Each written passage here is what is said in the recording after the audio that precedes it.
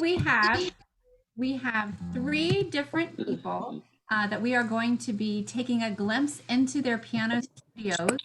And we have Amy Deal, Sam Welsh, and Melody Payne, who have so graciously offered to speak with me and with Rebecca Bello and with Emily McGree about their studios. And we are going to spend about 15 minutes with each of them talking about a variety of aspects that pertain to their studio: teaching, participation, marketing, taxes, online teaching, pandemic issues, all types of things. So today I'm going to start with Amy Deal, and I will just jump into it. So if you are not on mute, if you would mind muting yourself, that would be fantastic. Thank you. And this is Amy Deal. Okay. All right. So everyone, it is my pleasure to have Amy Fiorova Deal with us today. Amy comes to us from the DC area, and she is going to share a little bit about her studio as part of our Studio Spotlight seminar. So Amy, a couple questions to get us started. Can you tell us exactly where you live and how you would describe your studio? Of course. And thank you, Nan, so much for inviting our studio to be featured. We're honored. This has been fun. So, yes, so I am located in Southern Maryland. Say that again. I'm located in Southern Maryland, about an hour or so southeast of DC, about 20 minutes away from the Chesapeake Bay. It's a beautiful area. I moved here about 3 years ago after about an 8 year city. I relocated with my husband and my two small children. And so I did something that I wanted to do for a really long time, and that is I opened a group studio only for adults. I only teach adults, and I work both privately and in small groups. With your adult students. Can you tell us a little bit about the ability level of your adult group studio? Sure. So I teach mostly beginners, lots and lots of retirees, mostly. I would say most seniors and retirees in my morning classes. I do have a couple evening classes on Tuesday evening that are geared a little bit more towards my adult student, but my geared a little bit more towards my adult. Say that. And classes are geared a little more towards my adult students who are working full time. Right. Well, that's interesting. And I know there are many people in our webinar that share your work-life balance with young children and then, working a lot. So could you tell us about how many nights a week you work versus how you work in the day and how your schedule has worked for your family? Oh, wow. So I do. I teach 4 days a week, Monday through Thursday. I do actually take Fridays completely off from teaching. I No. work on side of teaching in the mornings, and I actually take the rest of the day off for self-care, recuperating. Not everyone is so fortunate to organize their own schedule that way, but it's really worked well for me. Well, that sounds wonderful. Yeah. I'm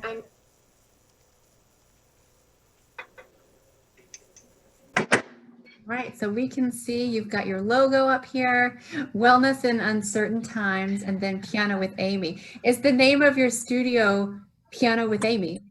Yes, that's it. So you're seeing my studio here in warm orange, and I worked very, very hard for my setup here. What else can I say? Can you talk to us about the technology that you use on a daily basis?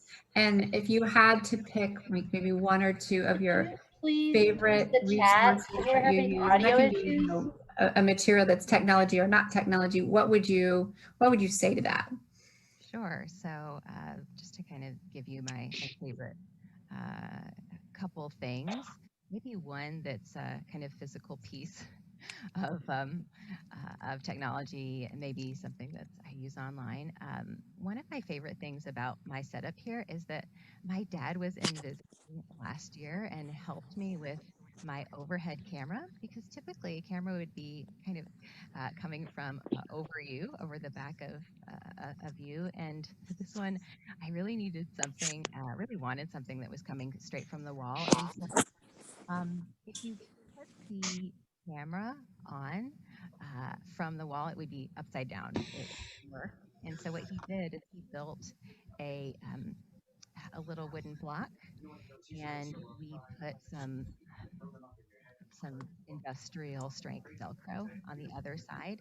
We took my camera and attached it the correct way. And so I'm really proud of that little piece. I think just being able to uh, dissolve a little bit and Right. And I very, can very see from the big TV screen that the hmm piano it does not look upside down. So Yes. So but we're seeing an image that's straight from that camera. Is that right?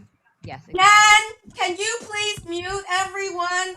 We Oh, hear lots of background noise and cannot hear the person who's supposed to be So speaking. I'm gonna stop for just a moment. If you are not on mute and you're in this Zoom meeting, if you could please take a moment and just check your microphone and make sure there's a slash through your mute button. We're hearing a lot of background noise. You also might need to take your volume and just turn it up a little. Amy's microphone was a little quieter than mine, but if you have your volume all the way up, you should be able to hear. But thank you so much for staying on mute. Let's just keep going. use a it's called a Zoho product, which is Notebook. So if you search for notebook.zoho.com, And when you say ZOHO, Zoho, did you just say ZOHO? ZOHO. Okay. Yeah, so it's a Zoho product, ZOHO, and it's little digital post-its.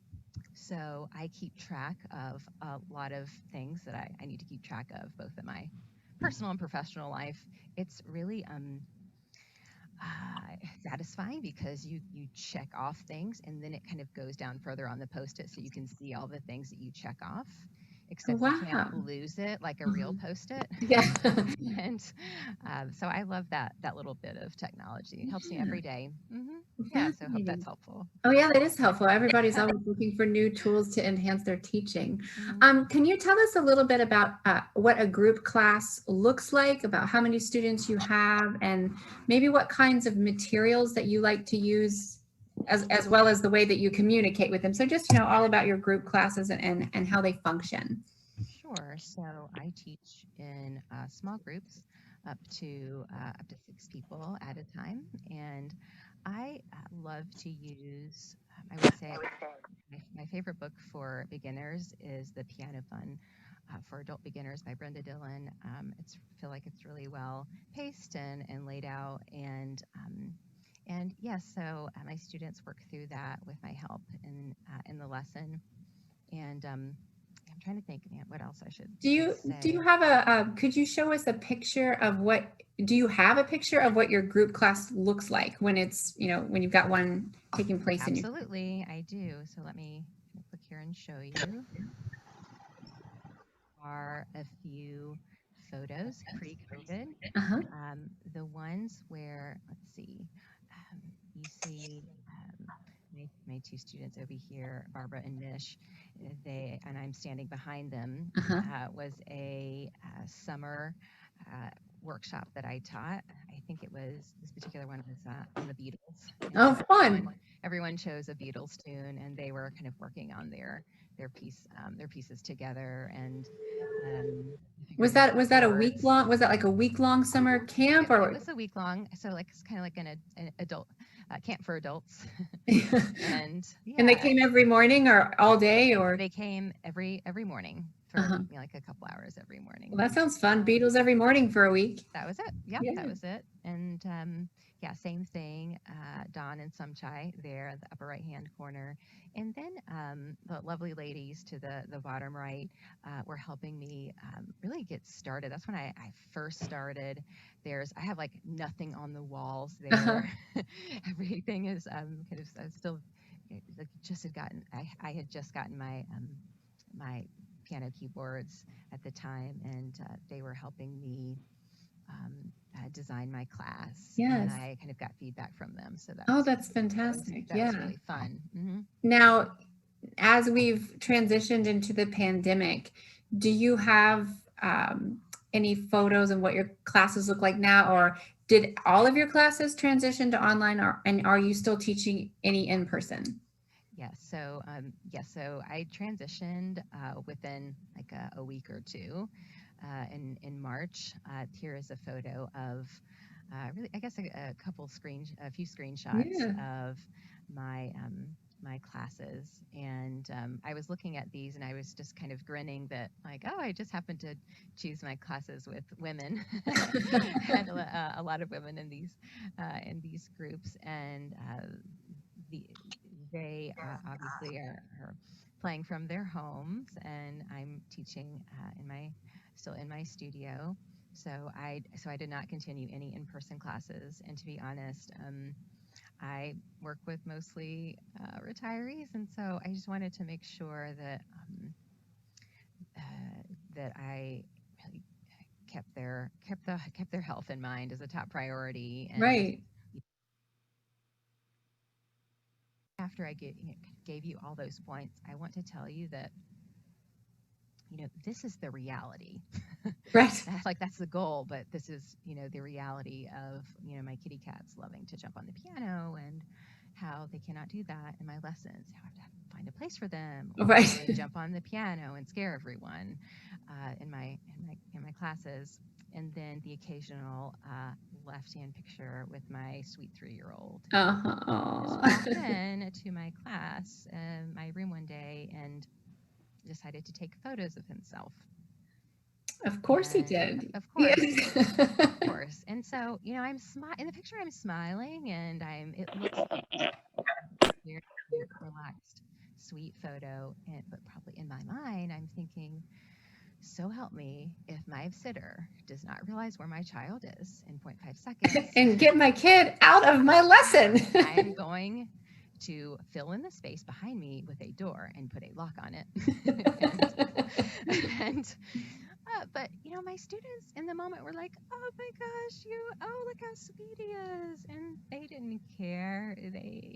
Right. I know there's a fine line between like maintaining professionalism, but also being a real person. And I think that your students are going to appreciate that and respect that, as long as your kid's not in your lesson every single week, right? Yeah. I agree. I agree. There's that balance there, and right.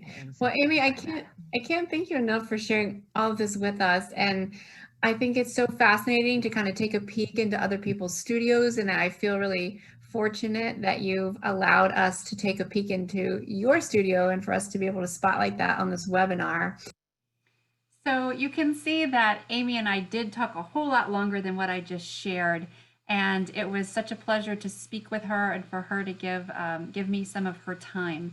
I will be posting the remainder of our interview together on pianonet.com, and we'll put that website in the chat before this webinar has concluded.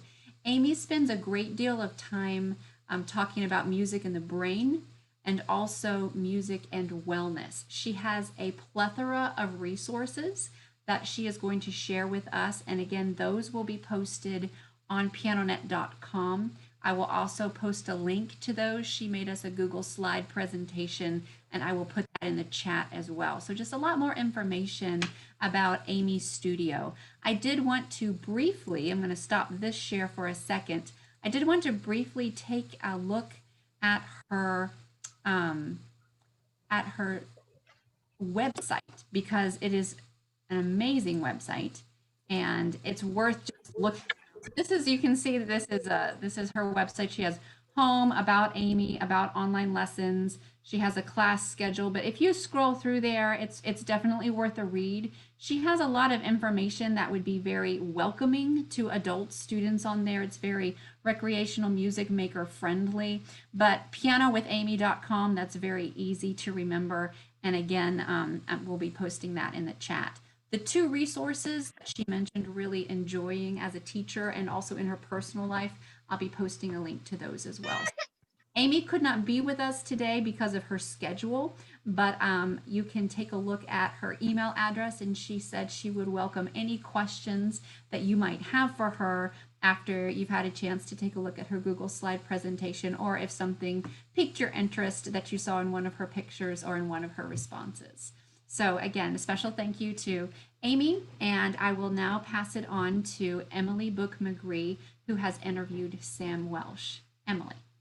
Hello, folks. I'm so sorry the audio is being a little glitchy for us today, so hopefully this one will be a bit better. We are trying to mute everyone as everybody comes on, but we need you to stay on mute after we started the presentation. So please just make sure that you keep checking your microphone if you hear any background noise. So this is Dr. Sam Welsh, and I'm going to let him introduce himself first, and then I'll give you a little bit of a snippet about his studio.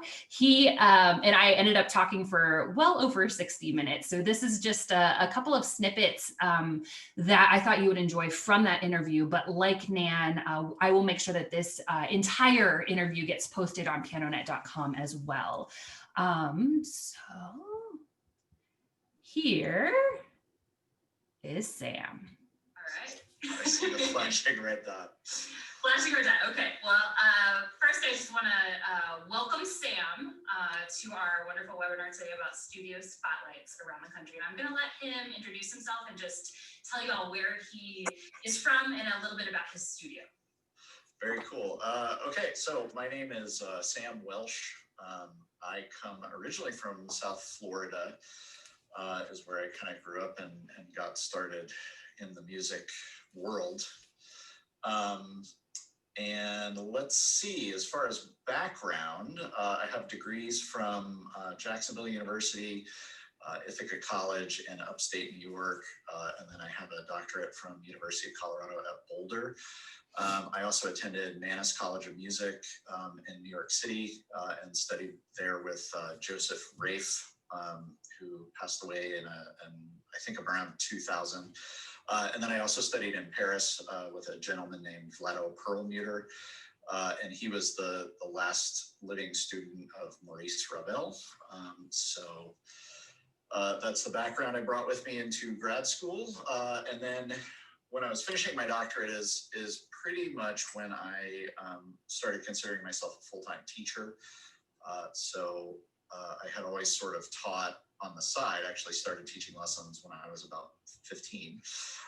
So I had many, many years of experience, but it was always a small part of what I did as a musician and not the main thing. So kind of in my final stint at grad school, that's when teaching became the main focus for me. And so I was teaching at a small community music school. Well, not a small one, a rather large community music school in Boulder.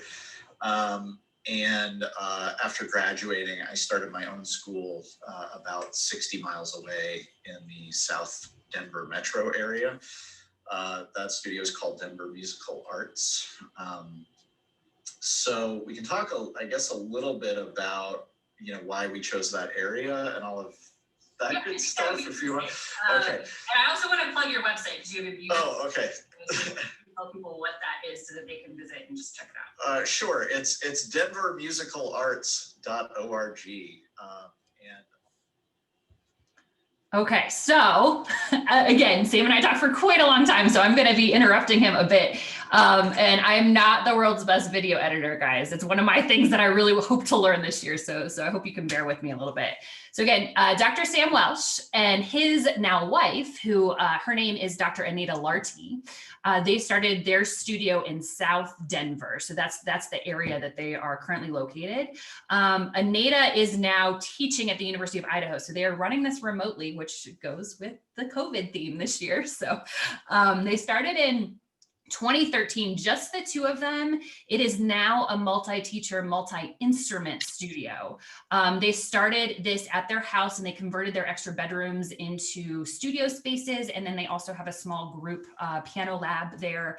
And then they refinished their basement to add some additional studios too. So that's sort of the framework of where this studio is located. Sam has a wealth of knowledge about marketing and technology. He's really, really interesting to talk to about all of those things and is well versed in that. So I thought I'd share some of those with you. So this is his take on marketing, what worked for them and what did not. Okay, I'm doing one more. Talk to us a little bit about your favorite like materials methods. I tried to jot down some notes. Let's see if I found where I put that. Yeah, I guess I'm a big technology guy. So there's a few apps that I really enjoy, and nothing. There's nothing earth-shattering in here, but I think the one I use more than anything is MuseScore. And for the teachers that don't know, this is two things. So one is it's a social media platform that allows musicians to share their own arrangements of songs. The other thing that it is a free open source music notation software. So if you go to musescore.com, you get the social media side. If you go to musescore.org, you can download the software for free. And for those of you who haven't used it, I did my dissertation in Finale, and I paid many hundreds of dollars for it. I think MuseScore is a billion times easier, and it looks so much better. So people who are super into Finale or Sibelius, I think that's great. You guys can continue paying $600 or $800 a pop. MuseScore is free. Your students can use it for free. You can help them arrange things for free. It's an amazing resource.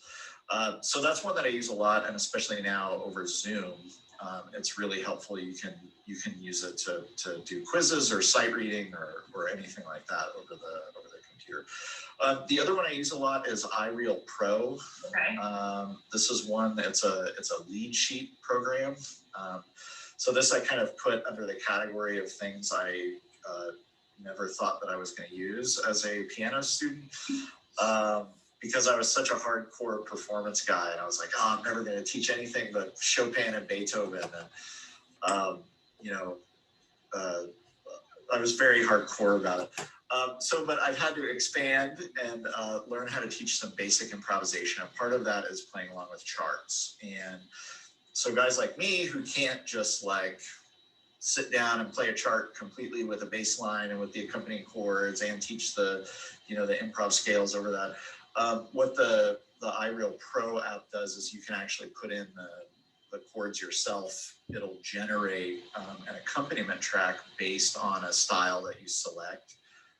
So it's kind of pricey. I want to say it's like a $20 app or something, but the great thing about that one is you can access their forum, and people will do things like upload the entire Beatles catalog. So then you have backup tracks for all the Beatles songs.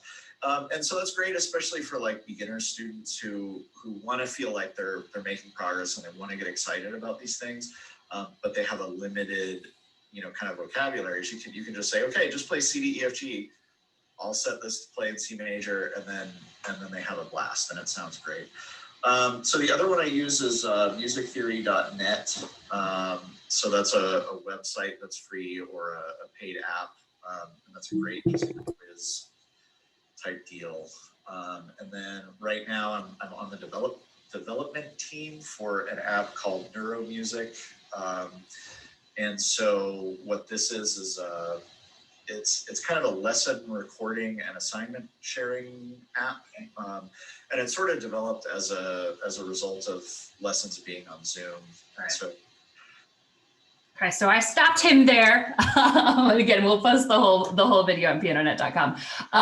But I also want to mention that the app that Sam just was talking about, they're in the beta phase of testing this. So if any of you out there are interested in being a part of that, I put his contact information at the end of this particular interview, so you will be able to see that. And I also want to mention their studio, which obviously is much larger than when they started. They do a variety. They have competition winners, but they they also have a lot of just RMM students, adults, kids, as a part of their studio.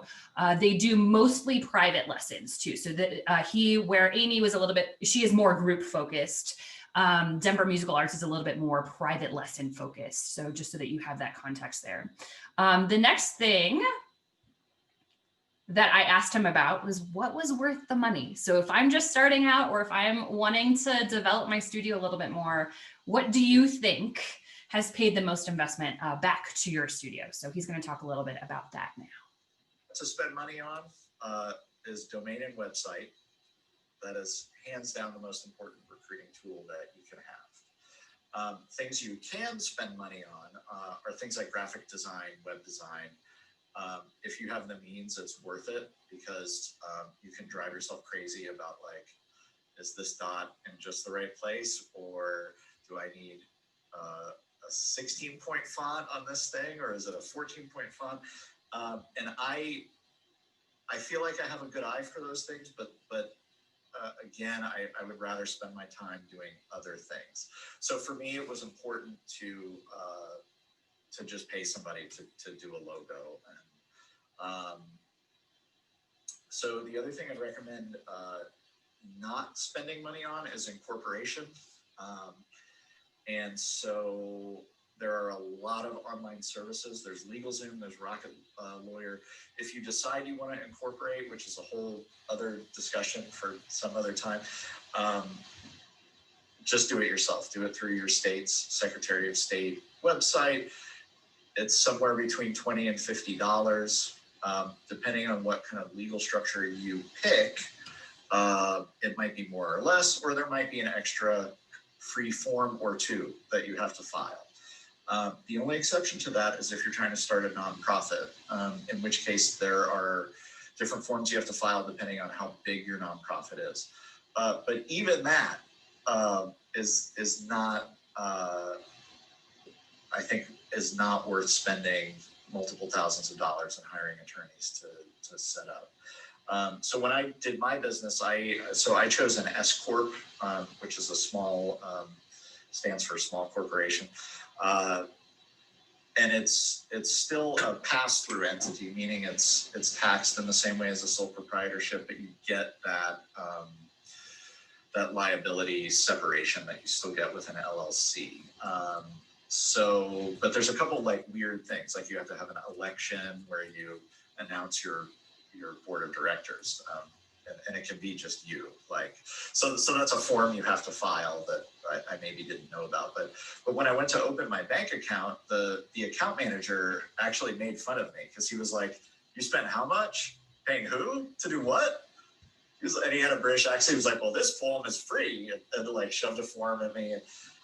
So I was like totally embarrassed. So that's something I try to at least tell other teachers that it's very easy to do. You can do it yourself. There are the resources that walk you through it.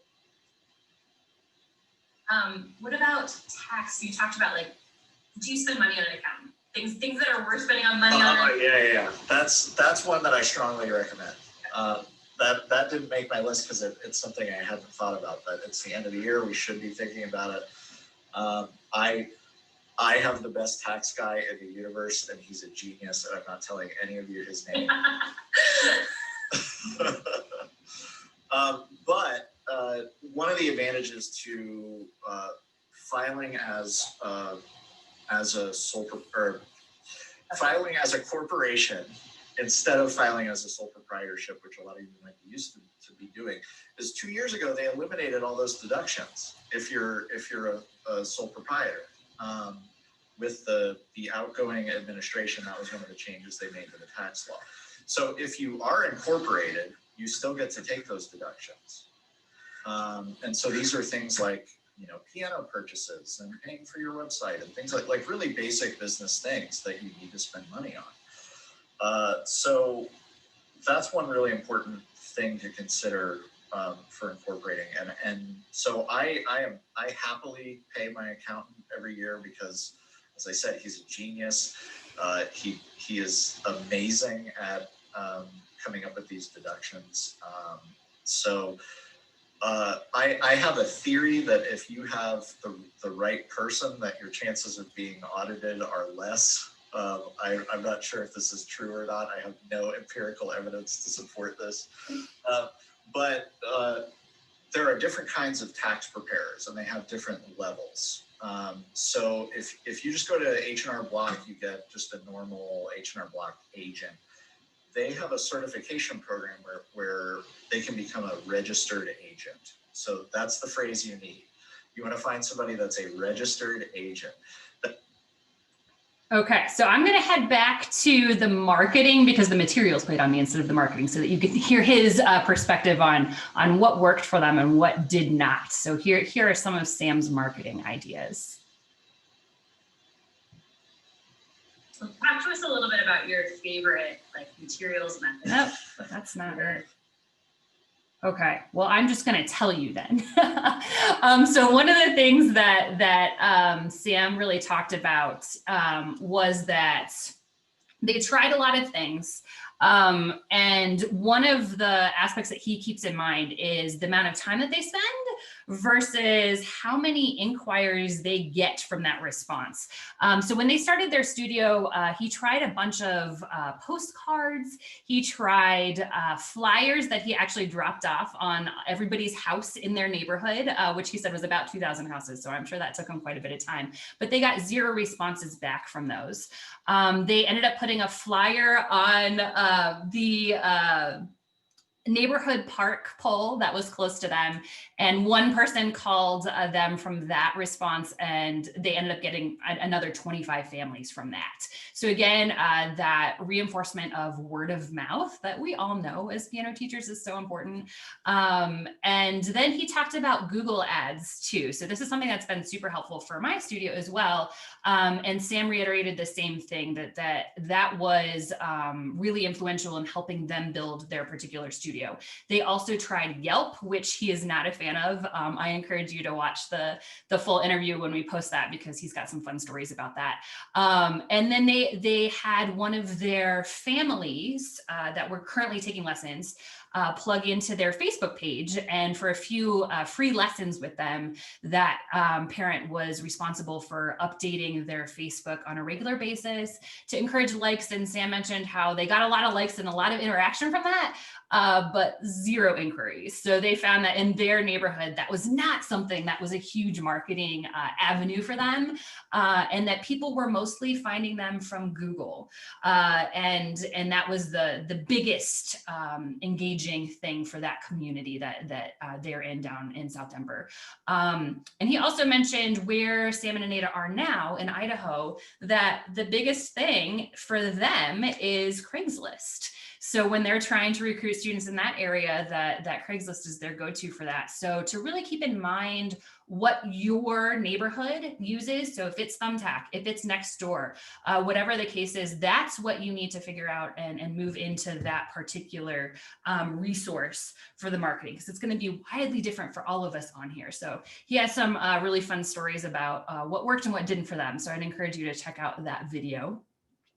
And then I'll also mention on the video, he talks a lot about why they chose the space in the community that they selected for their studio. So if any of you are looking to either expand out, or if we have any new teachers on here that are looking to build a brand new studio, he had some really interesting ideas on there about making sure you look for a recital space, things that they didn't necessarily think about when they were starting their particular studio, but that provided to be hiccups down the road. So something to check out. And then also how we collect tuition now with COVID, and using PayPal and Venmo and Zelle and all of those things that a lot of us have had to move into with COVID. And that was something that he mentioned that he would definitely be keeping moving forward.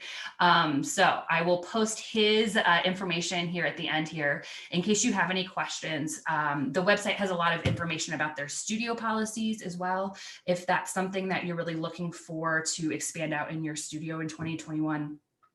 That's a really wonderful resource. And again, if you're interested in being a beta tester for that app that he mentioned, that is in a development stage, which sounds really cool to me. His email is up there, and you are welcome to contact him there if you have any questions. So with that, I am going to turn it over to Rebecca for her interview. All right. Hi, everyone. Good afternoon. My name is Rebecca Bolello, and thank you for being here today. I'm really glad to be here. Thanks also for everybody's patience through this. This is a reminder of technology and that it is great for when we have to do things like this, and that sometimes it goes a little bit different than how we planned. So thank you for your patience, everyone, today. For the interview for today's Studio Spotlight, I interviewed Dr. Melody Payne, and she is actually here with us today, which is really great. So I'm glad to show our interview. Her studio is Melody Payne Music for a Lifetime. So that just gives you a little idea about her teaching philosophy.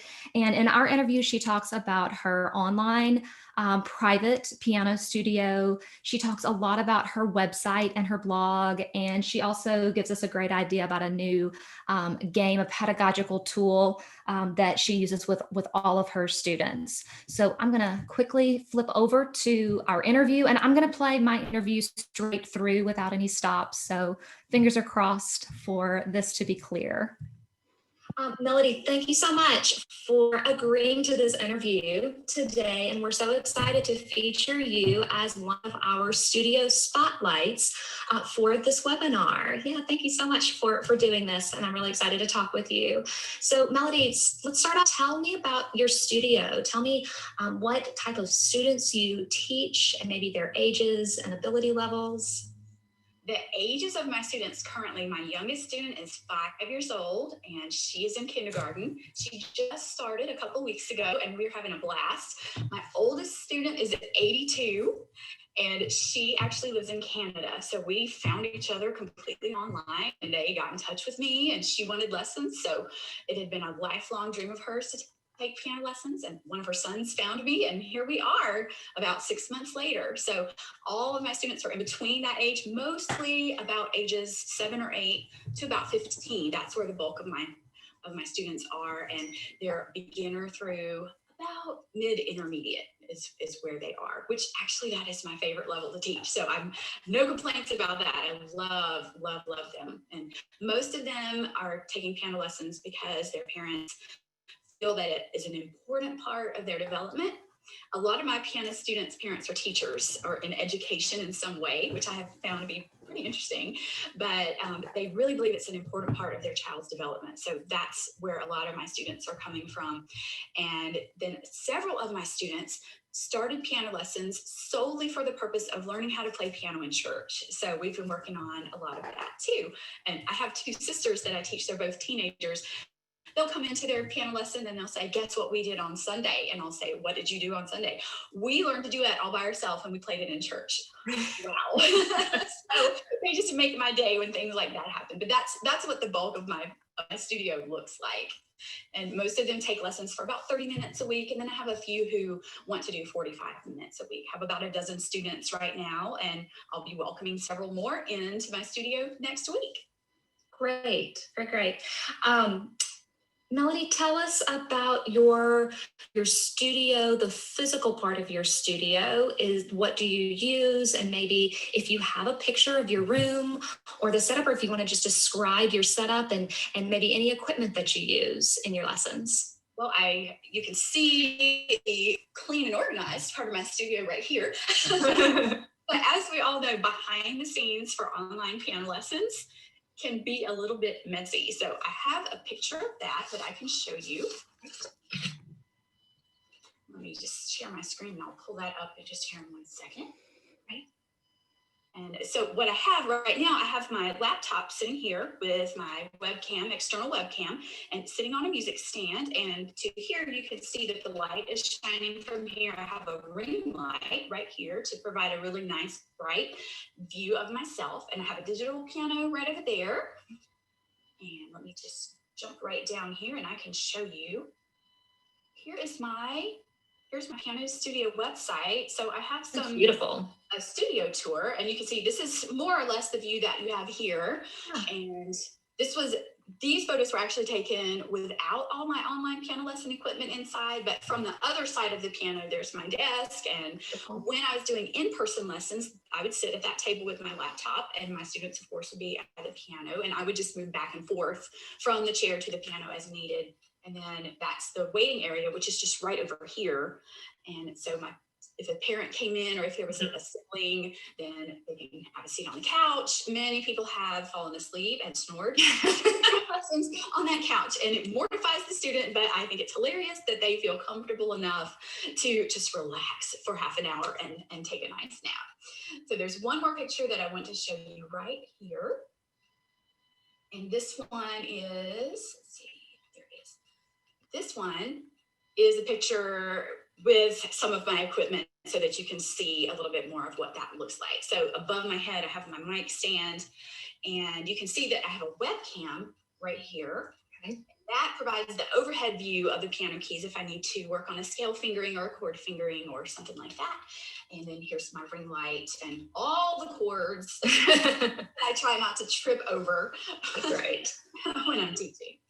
So that is what my setup looks like. That's right. It's beautiful. Thanks for sharing that. So we saw your website. So Melanie, could you talk with us about maybe your marketing or advertising strategies? How do you find new students? How do you recruit new students? Can you tell us a little bit more about that? So I have a blog post that I've written that talks about ways I actually use my website to advertise for online students, and that actually helps attract online students into my studio directly through my website. So I'm going to show you really quickly if that's okay. Absolutely. Okay, so we're back to my website, and here I have a piano lessons section. So right underneath here, you can see I have a studio welcome, which just has some general information about my studio, a little information about me. And then I have a specific page dedicated to online piano lessons. Okay. When I click on that page, then there's a picture, just a small picture of what, me sitting at the piano with my computer, and then information about online piano lessons, what equipment the parents would need, or additional equipment like a headset or something like that, different suggestions to help the piano lessons, and then some policy information and tuition information.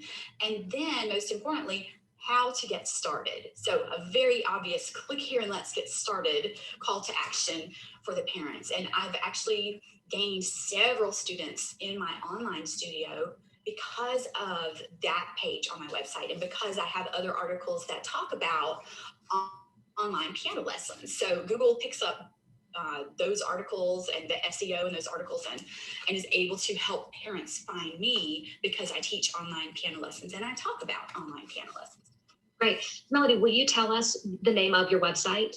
melodypayne.com, MELODYPAYNE.com. And you're welcome to come and browse and check it out. I've got lots of articles written for online piano teachers and for piano teachers who may not even be teaching online. So there's a lot of fun stuff there. Great. And is your blog attached to your website, or is that a separate site also? It is. There's a little tab at the top that says blog. So just click on where it says blog at the top, and you'll go straight to the blog and see several articles that I've written over the past year about piano teaching, and specifically online piano teaching. So, and a list of the equipment that I use. So if you had a question about, oh, well, what is a ring light? Then you can click on that in the article and read about what a ring light is. That's great. That's great. Thank you. Melody, let's talk about maybe some top pedagogical resources that you might recommend, for teachers, just maybe some of your go-to things that you would really recommend, or things that you regularly use. What are some of those? This is the fun part. I've been very excited about this part because I hope, if it's okay, if we have time, to show you one of the interactive online tools. Perfect. And so we'll take a quick look at that. But one of my very, very favorite tools that I've sort of discovered during 2020, they're called Boom Cards. Are you familiar with Boom Cards? I don't think so. Most people aren't yet. They're a fairly new thing. Okay. So, I'm excited. They're really fun. They're perfect for online piano lessons, and they're perfect for in-person lessons too. So whichever one you teach, they work for both. What they are online task cards according to their website, they say that they are gamified. So they can turn a concept into a review game or an activity where the student has to click the correct answer or drag and drop if they're on an iPad or a computer. They can play them within the online lesson. I can pull them up on my screen and screen share with my students, which is my current favorite way to do it. And then my students, to do this more quickly, my students just say the answer and then I just click or tap or drag the correct answer. So let me pull up this. I will show you what boom cards are. They are really good. Let me jump over here to, you know what? Let me just do it, share my screen. So see, this is the Boom Cards website. If you go to ow.boomlearning.com, you can sign up for a teacher account, which you can sign up for a free account, and you can purchase boom cards using points. You can actually purchase them using dollars on my website. But I've created about 30 different decks this year. And so I think I need to make my screen bigger in order to scroll. So let me go here. My self-published. Okay. These are the decks that I have created for my students, and I've got everything from color by music math to ear training, Christmas tunes, the music alphabet. Let me show you this one. This is just a really darling thing. So you would click the action button once you've purchased a deck and it will be visible in your library. Then you would click the action button and go to Fast Pen. This is the easiest way to do it. You generate a pen, copy and paste this link into a new tab, and you can email that link to a student. The fast links are good for 2 weeks. So you can email that link to a student and all the student has to do is click. It's very, very easy. So here, we're reviewing the music alphabet. So here I've got a little voice for this cute little gingerbread man. Sweet. Let's see if we can hear his voice. What letter is missing? Type the correct letter below. So what letter is missing? Type the correct letter below. So these are great for pre-readers because the student doesn't even have to be able to read the instructions up here in order to do the activities. So what letter is missing? A C is missing. All I have to do is type a C and tap submit right here. And that's the answer. Next, type the correct letter in the box. So now we're talking about what letter is coming next or before or after. E is next. What letter is missing? Type the correct letter below. So that's one type of boom card that you can do, review the music alphabet. The sky is the limit with what we can do with these boom cards, but my students really, really love them, especially the music math. So if we have one more second, I would love to show you. Absolutely. Music math set of boom cards. Yes, please. Let's look right here. That is my students' absolute favorite. They ask for music math boom cards, and it is just so much fun. Let me jump down here. Here it is, music edition. So we'll grab our fast pen right here, generate our pen, and copy and paste.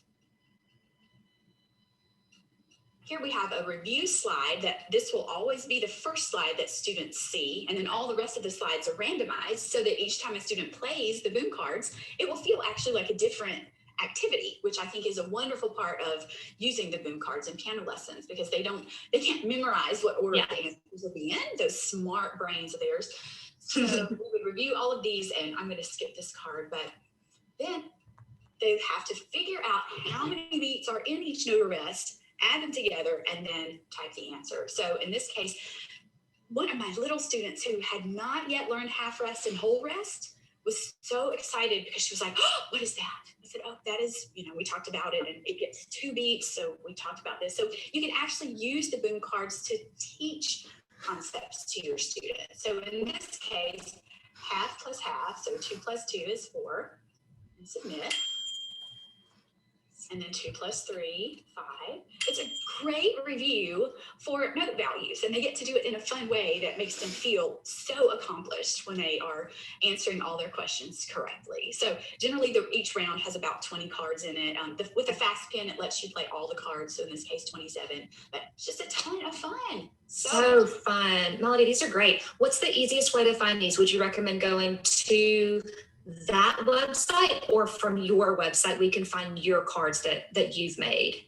It probably would be easier just to go through my website. Okay. And when you purchase the Boom cards in my shop, then you'll receive a PDF download that has a link to redeem the Boom cards from the Boom website. So they'll be placed into your library when you click that link. So it's really easy, and I have all sorts of really fun ones, but these have been such a major part of our online piano lessons. My students love them.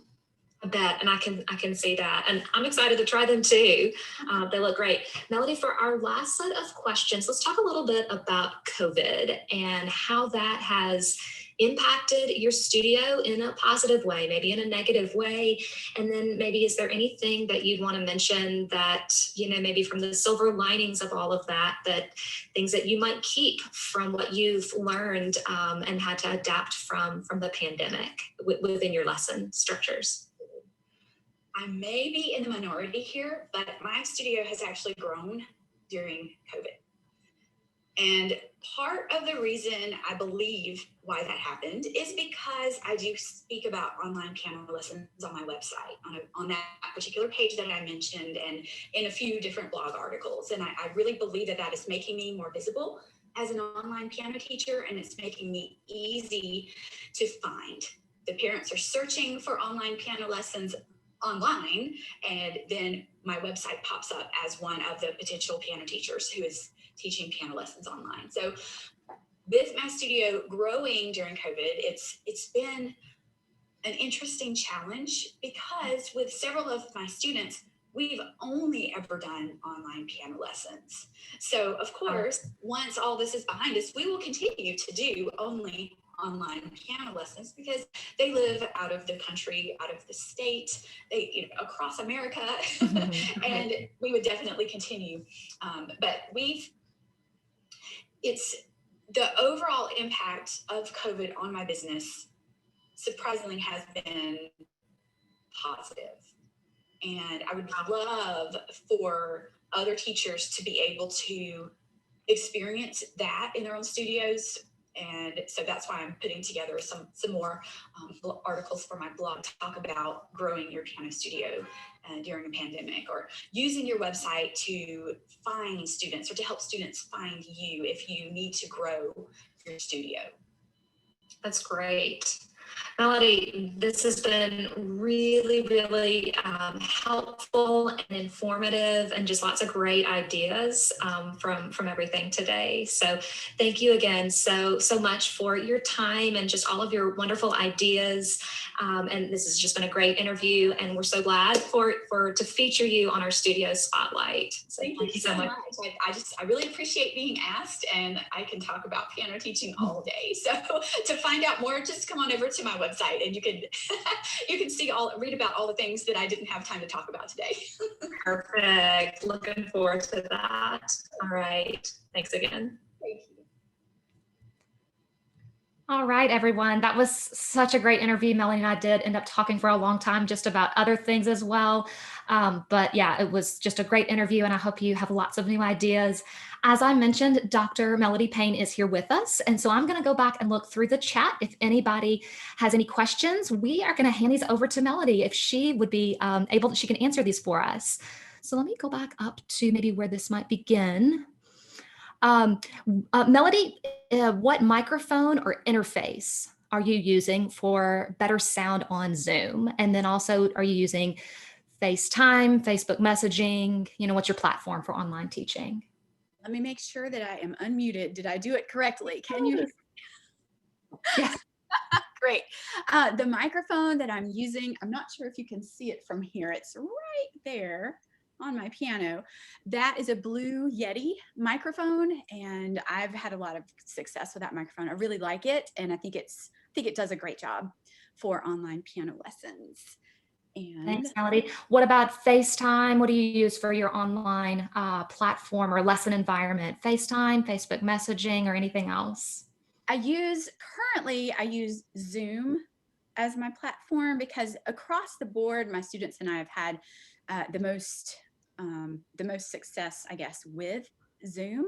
I am interested in trying some of the other platforms that are popping up that are made specifically for musicians. So that will be something that we will be doing in the future, but we use Zoom primarily. And I've learned that we always, always, always have to have a plan B for online lessons, because you never know if something's going to happen and you need another platform that you can just jump over to really quickly. So FaceTime is our secondary platform that we use if something happens on Zoom, if we can't get an audio connection or the camera isn't working or whatever happens. So always have a plan B for that. Great. Melody, lots more questions. I'm going to jump down to the next one about your website and the photography on that. Were these, taken by a professional photographer, taken by you? Just, can you tell us a little bit about that? The main ones with me in the orange sweater were taken by my husband. He has a really nice professional camera. He's not a professional photographer, but he has a really nice camera. So he took those and a few of the others. And then a lot of the other ones, for example, the one that I showed you of my equipment, I believe I'm wearing a green shirt. We just took that one using an iPhone. So kind of a mixture of both, but none of these were taken by a professional photographer at this time. But it sounds like the quality of the image itself is pretty important. Yes, the quality of the image is important. The higher the quality of an image and the more crystal clear your image is, then the nicer it looks when, for example, if you look at the homepage of my website and there's a picture of my face plastered across the entire front of the website, you would definitely need a nice high quality picture for that. Great. A couple more things. What about the platform that you use to build your website? Like, did you get someone to build your website? Did you use like a website in a box kind of thing? Can you tell us about that? Well, I had someone build my initial website in 2012, I think. It's been quite a while. So someone built that from scratch. But then since then, I've taken it and evolved it and learned and applied new templates and new color schemes and things like that to make it look the way it looks today. But as of this week, I'm actually having a professional website designer to do some further updates for some surprises that we've got coming up pretty soon. So the next time somebody visits it over the next month or two, it will look a little bit different, but it will still have the same information and everything. The basics will still be there. Great. Okay, I've made it through, I think, all of our questions on the chat here. We might have about 1 or 2 minutes left. So if anybody has any other questions, here's your chance to chat with Dr. Melody Payne. Yes. Sorry to interrupt, Rebecca. I saw another question about the platform that you use to host your website. Can you talk a little bit about that and if you used a preformed structure, how you figured all of that out? It is hosted on WordPress. WordPress.org. So you can do self-hosted things there and do the updates and everything you like yourself. So it's always been on WordPress.org, and that's what it will continue to be on. I guess for the foreseeable future, I don't have any plans to move away from WordPress, but that is where it's hosted. Great. Okay, well, I don't want to cut anybody off. Does anyone see another question before I wrap things up? First of all, I'd like to say a special thank you again to the 3 people that we spotlighted in this webinar. Thank you so much to Amy Deal. Thank you to Sam Welsh, and thank you to Melody Payne. I think that really added so much to have 3 different glimpses from different parts of the country, and I learned so much just from peeking into everyone's studio. I'd also like to take a second to say thank you so much to the support that we received for this webinar series. So thank you to the National Association for Music Merchants, to NAMM, thank you for Music Teachers National Association, MTNA, and then finally thank you to the National Piano Foundation, NPF. So again, if you're interested in going back and watching any part of these webinars or of this particular webinar, and then for further interview material that wasn't able to be placed in this webinar for time, that will be on pianonet.com. And if Emily or Rebecca, can you just type in pianonet.com in the chat? That would be fantastic. So we'll stay on here for just one more moment if any question happens to pop up. And we look forward to seeing everyone in our future webinars. Our next one is on February the 3rd at this same time, 12:30 Central Time, 1:30 Eastern Time, and we will be talking about movement. So I hope everybody enjoys the rest of their day, and we look forward to seeing you next month.